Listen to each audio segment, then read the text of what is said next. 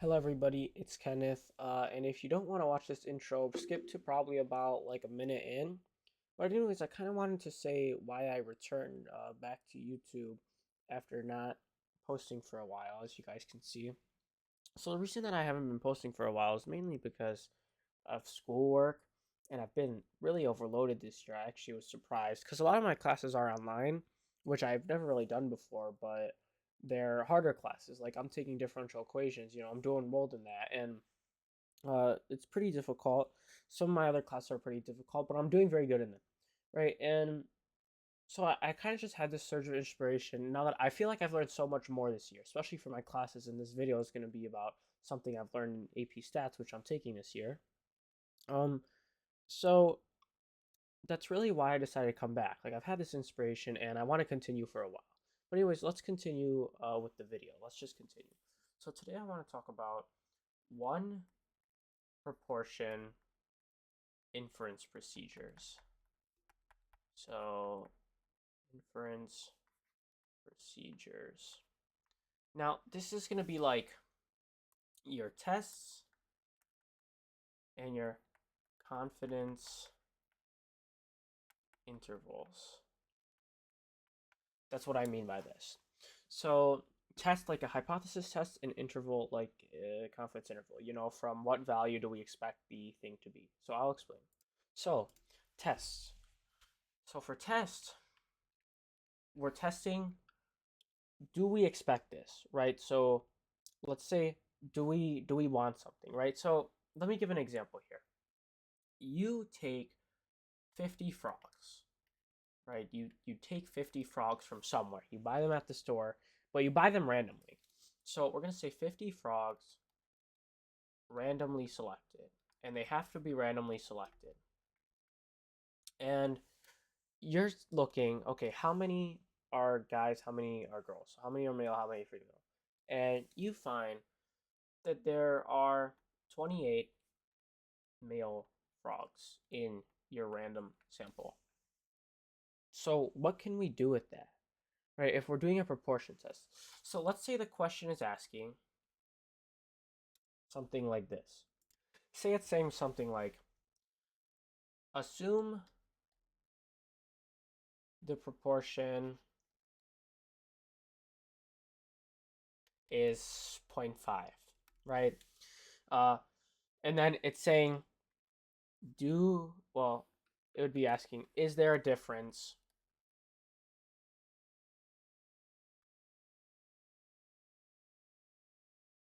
for frogs? Right, so when I mean assume the proportion is 0.5, I don't mean like assume, well, let me add population here. I don't mean assume that it's 0.5 like that's what it is. I mean like you're making a guess. You're guessing that the overall population proportion is zero point 0.5. So half of every frog on the planet is a male, half is a female. And what the question is asking us is, based on your sample, do you find that not to be true? Do you think that uh, it is different? So like not zero point 0.5. So not zero point 0.5 are males, not zero point 0.5 are females. So we have to do a hypothesis test for this. And what we find is we're going to need 4 conditions for this test. Now let's stick with our frog example. So let me just say that 50 frogs, 28 males. I'll just keep that at the top for later. So conditions. Now, our first condition has to be something like this. And if you're taking the AP exam, you have to write this, right? First condition is that p hat, which is our sample proportion, so in this case it would be 28 over 50, which can be reduced, and you should reduce it, but I won't for this. So p hat is from a random sample. That's half of this. And then you have to say, well, you have to make sure that each frog is independent from each other. Because let's say you pick two frogs that were born from the same father, right? On accident or on purpose, right? Either way. And let's just say that this father and this mother, they have a genetic predisposition somehow to give birth to only male frogs. And if you're choosing from 10 frogs and you choose these two frogs, well, you've given yourself like two kind of a biased sample, right? It's not completely independent. Like those frogs rely on each other because they are from the same parents. They are not independent of each other. So we have to say that n equals 50 is less than 10% of all frogs. And that's the rule that is like kind of general and the AP exam sets that your population has to be less than, or your sample has to be less than 10% of the population. So we're saying that like I picked 50 frogs out of over 500. And the reason that we have to do that is because with if it's less than 10% of the whole population, it's most of the frogs are probably independent. Or well, in ideally they all would be, but we're saying for a sample here. And 10% is just the magic number. I couldn't tell you why it's 10%, but that's what it is. So our second condition then is that, well, what did they ask us, right? What did they ask us? They asked us to see if P is different than 0.5. So we have to make sure that our sample size is big enough to do this testing procedure. And how do we do that? Well, we go n times p. So in this case, we would say 50 times, and this p is what they want us to test against. So it's not going to be our value of 28. Oh, just realized that was 58. There, it's not going to be our value of 28 over 50. It's going to be their value of 0.5 because that's what they want us to like see if it's different then. And then and n times 1 minus p, which in this case is also just going to be 50 times 0.5. And you do have to write what these equal. So these are both equal to 25. And you can write are both greater than 10. Well, you can write or equal to, but I'm just going to write greater than 10. And it's kind of like this, right? It's like this.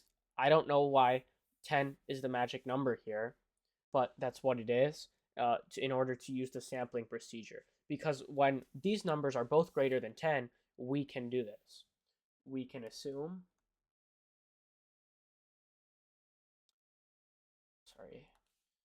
that the sampling distribution of p hat is approximately normal. And this is important because we use like normal values when we're testing when we're trying to figure out our p-value, and the p-value is what we ultimately are looking for. So we have, since we're using normal values, the graph has to be normal, basically, right? You can't be using a normal procedure without a normal graph. So, okay, 3. 3 is where we name the test. Now this test is pretty simple. It's literally just called a one proportion z-test. Now for proportion, you just use z. You always use z. Now for samples, you can use t or z. That's dependent on the question, and I'll explain that in a different video. But anyways, for 4, we have to say, what's the population proportion, right? We have to define it. So we have a p hat, and we're looking for what p might be. Not a possible value, but is it different than 0.5? And so p, what is p? Well, it's the true meaning like in the population, for the whole entire population, the true proportion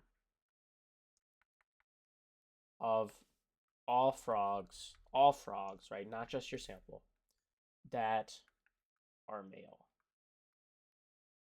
Okay? Now those are your 4 conditions. And they look like a lot, but it's really just bigger on the screen because the text is pretty big. And so take a screenshot of this or something.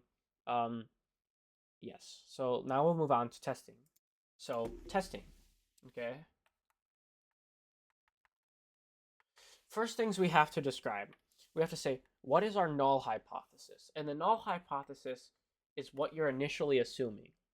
And the problem will say that. So, like I said, we're initially assuming that the p-value is 0.5. So we will say p equals 0.5. Simple. No words, just p equals 0.5. And then we're saying, is p different than 0.5? Now, this is what we're testing. This is what we're looking for. And so it's our alternative hypothesis. We're not assuming that it's different. We're looking for it. So basically, we're not asking is p smaller than 0.5. We're not asking is it bigger. We're just asking is it different. So we're just going to say p doesn't equal 0.5. Now, what kind of thing would we have here? Well, we have a two-tailed test. So you have to draw this out on the AP exam. You have to write that and draw this out. So it's kind of like a normal curve. I mean, that's what it's supposed to be. You know, my drawing, obviously not perfect. And we'll come back to this later. But you just have to write z equals z equals. And these are going to be where you put your z values. Now, first let me go down here really quick. And I'll explain something. So if we were assuming that the population proportion is above 0.5, so more than half of all the frogs are males, then we would say a one-tailed right test. And it would just look like this, right? One-tailed right, well, it's one tail to the right. And you have to shade in the sides. Or if we say that the alternative hypothesis is p is less than 0.5, this would be a one-tailed left test. And, you know, kind of similar thing here. You shade the left, z equals. Boom. Okay? So it's just that this question that I made is just two-tailed test, right? It depends totally on what you're doing with the alternative hypothesis. So anyways, let's go back to our question here. Now, we need to list some things so that the AP exam knows that we know what we're doing. So what do we have to list? Well, we have 50 frogs, so I guess let's start with that. N equals 50. And we know that 28 are males, so we can find our p-hat, and we need our p-hat. So our p-hat's 28 over 50, but I'm just going to simplify that to 14 over 25. So p-hat is 14 over 25. Now this is all you need. The only two things that you have to list. But I will say, if it gives you an alpha, you should list an alpha. Now the alpha is just kind of what significance you're looking at. So I'll just say, I'll explain it in a bit, but I'll say alpha equals 0.05. So I'll write it here again, alpha equals 0.05. So let's come down here and say that, let's write our test statistic. Right, let's write our test statistic. Now this is the value that we're going to look for in our AP exam chart. Whoa, sorry. And so we're going to say z equals, because we're doing a z test. Now what you want to do is take your p-hat minus your like Ho value, your null hypothesis value. And so what we get is 14 over 25 minus 0.5 divided by our standard error. And let me just pull up this. So this is what I wanted to show you. Now, what we have here is standard error. And on your formula sheet, it'll say standard error for the sample statistic, right? So that's what we're looking for. We're doing a test statistic, right? So we have to put that under. Why under? I don't know, but that's what we have to do. But we're not putting this one under. We're doing that format, but we have to put the our assumption value, which is 0.5. So we would say 0.5 times 1 minus 0.5, which is just 0.5, over our n, which is 50. And that's going to give us our z value. And you can tell that this works for our problem because it just says for one population. Now I'm going to pull up my calculator here, and there's two ways you can do this, okay? If you go to your calculator, assuming it's a TI-84, and you go to stat and then to tests, and you scroll down to one proportion z test, which is number 5, or it should be. And then you enter your P0. Now your P0 is just this value here for your null hypothesis. So for us, this is 0.5. So let me put this in, 0.5. Now, x is how many successes we had. Now, for us, a success was 28 males, right? We have 28 males out of 50, and that's what we're looking for. So for us, being a male is a success for this problem.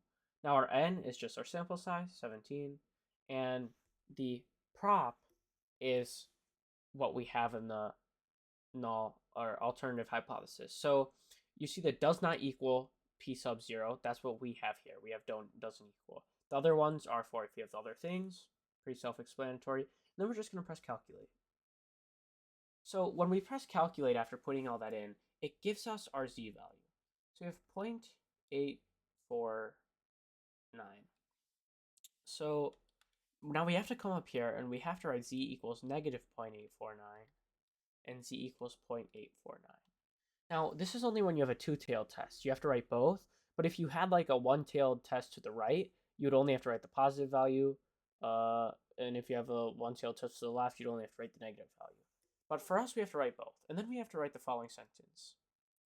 A z value of plus or minus 0.849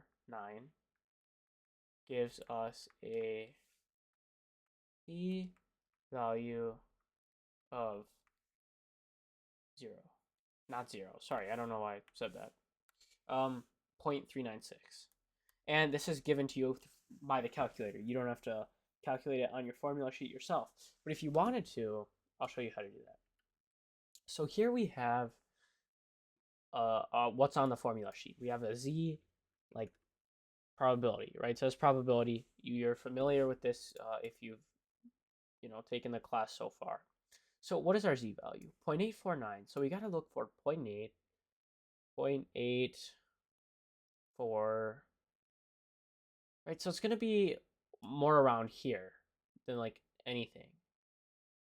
So what we have to do is do 1 minus that value. So we would say that our probability, 1/2 of our probability, I'll explain why, is 1 minus 0.8023. So what is this? Well, let's see. 1 minus 0.8023, 0.1977. Right? It's just that simple. Just that simple to find it. You go to your sheet, but you don't have to do that, right? They shouldn't ask you to do that. So now let's talk about why it's 1/2 of the p-value. So we have 1/2 p equals 0.1977. Now the reason that this is only half is because we saw on the graph, right, that this gave us the area to the left of our p-value, which was 0.8023, which means that the area to our right is this 0.1977. So like kind of like let's just assume that this whole thing's the graph, and terrible because this should be to the top, but you get it, right? So this side is 0.0823, and this should go like all the way to the end. And then what we have left on the right is 0.1977. But if we look at our graph that we drew already, we see that to the right is only half of what we need. We also need the same area to the left. So we have to double it, which gives us about 0.396. So now we have this, and we can move on to the conclusion. So what is the conclusion going to be? Well, we have to say, well, what was our alpha, right? We have to look at our alpha. Our alpha is basically the level that we're allowing ourselves to be precise to in a way. So if our p-value is less than our alpha, we did good. And that means that we accept our data, we did good. But in this case, our p-value is greater than our alpha. So we didn't do that good. Or it's not that we didn't do good. The data just didn't really support what we wanted. So we're going to say something like this. Since our p-value is greater than our alpha, we fail to reject the null hypothesis. So we're failing to reject the null hypothesis. And that's what you'll always write in the first sentence. You'll say you either reject or you fail to reject it. Now, you're not going to say you accept it because you don't have proof for the null hypothesis. You just know that it's not necessarily false based on our data. So we'll say we fail to reject the claim. And this is where our fourth condition comes in well, because you can just write P down. We say we fail to reject the claim that the true proportion of all frogs that are male is 0.5. So we can't say that it's different necessarily. So we say we have to write a second sentence. We do not have convincing evidence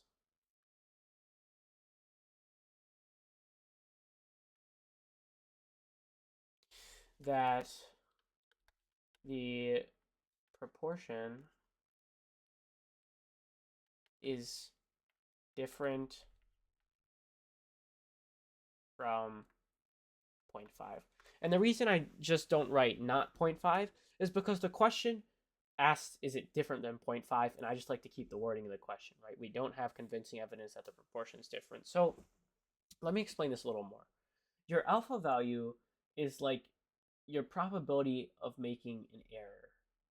And so if your p-value is greater than your accepted alpha, like the alpha you're willing to accept, then that means you basically have a higher risk of making an error. But not necessarily, right? And so that's why we fail to reject it. But that's not totally what it means either. Scientifically, it means that your results had a 40% chance of occurring even if the null hypothesis was true. Like if the null hypothesis is true, your results had a 40% chance of occurring. Why is that important? Well, it's important because it means that like 40% chance, that's a high chance, right? So we can't say that the null isn't true, right? Because there's a 40% chance that, well, 39.6, but there's a basically 40% chance that if the true probability of males is 0.5, that from our sample, we could get 28 males out of 50. And so that's just not small enough of a chance for us to say, okay, well, we can reject that, right? So that's why we fail to reject the null hypothesis. Now, if our p-value was less than our alpha, that would mean that there was a very small chance of that happening if the null hypothesis was true. And since that chance was very small, we can go ahead and reject the null hypothesis with, well, it depends on what your alpha is, but a good level of confidence. So if you rejected the null hypothesis here, right, let's say our p-value was like 0.01, which is less than 0.05. We would say we reject the claim that the true proportion of all frogs is 0.5, right? You're just changing fail to reject to we reject it. And then you would say we do have convincing evidence that the proportion is different than from 0.5, right? You just get rid of the not. You switch that. It's a 2-word switch. Or 3-word switch. It's not that big of a deal. And that's an example question. And just because this video is really long, I think I'm going to record the one on confidence intervals either later today or tomorrow. But you guys will see that at some point. Yes. So thank you guys for watching. Have a good day.